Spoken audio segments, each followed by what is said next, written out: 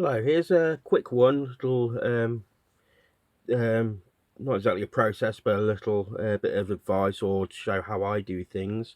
Is about how I would hold my scalpel, because I'm one of these collage artists that I very rarely use scissors. I'm more of a scalpel only person. Now, the ones I originally used were actually these little snap off knives, which I don't use anymore because I then eventually went to using a scalpel.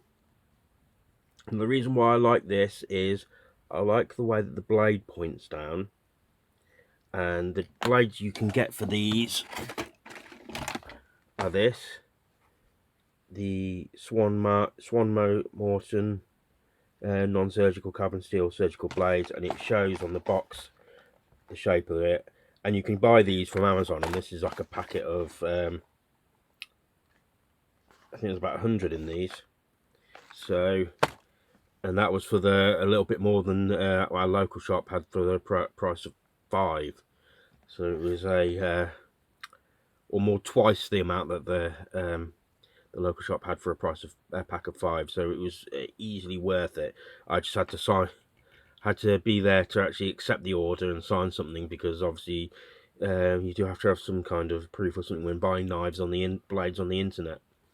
So, like I said, this scalpel here, the reason why I like it is also the handle is very thin and it's very short, because don't have particularly big hands. So when I cut with a blade, at least with this, the part that you see the blade fits very nicely in my palm. So then I'm not going to cut into my laptop, but see then it doesn't jab in or stick out, because before I realised I could get these, and I started to do it because I took a pause from doing physical collage art and doing mostly digital. So when I paused, I bought some craft knives. So this one, this is one I used the most after that, because it's got it's immensely different. It's a thick handle, but it's rubber, and it was nice on my hand. In fact, it felt nice at the time on my hand. But as you can see, the the handle sticks out a bit more. It's not unusable, but I always liked this better because it sat in nicely. See where it sits there in the palm. And the other ones I bought in the set, I don't use these ones as much. I only use these if, say, like that wasn't to hand, or now this, but this will be always be my go-to, and I would hold it like that. See how it sticks out. Some people, like my friend Peter Lewis, I've seen him use it, and he actually holds it almost like you would like a fork or a pen, and that's how he finds he's able to cut through things very delicately. When I prefer to use it like that, how you would actually a knife. Ironically, also when I eat food, I don't often use a knife.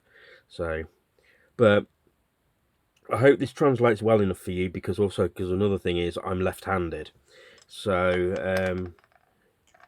I hope that makes any sense to you, and if this is any value to anyone at all, because this is just how I personally do things. How you do things is completely up to you. You may be a scissors person even, or if you have knives, go for the knife. Then that's how I do it. But the best thing is to find your way of how you do it. The only thing I think these